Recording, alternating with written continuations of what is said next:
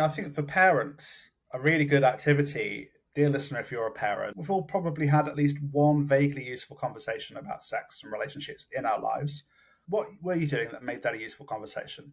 And really try to bring it to mind, like in a really kind of lively way in your head, and try to take yourself back to that precise moment in time and think about the tiny things that you were both or all of you were doing that made that conversation just that little bit easier. So a lot of people say that they were listening, but how did you know that you and the other person were listening? What were you doing with your bodies? What space were you in? Can you describe the vibe in a very vivid detail? What were you doing to add to that vibe? How did you know you felt safe enough? How did you know that trust was there? How did you know when to start the conversation? How did you know when to end?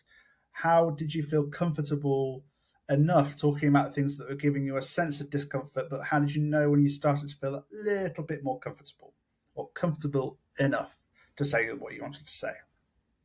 So really try to bring that to mind. Write all of those things down and then think, okay, well, how can I bring more of this into my conversations with my kids?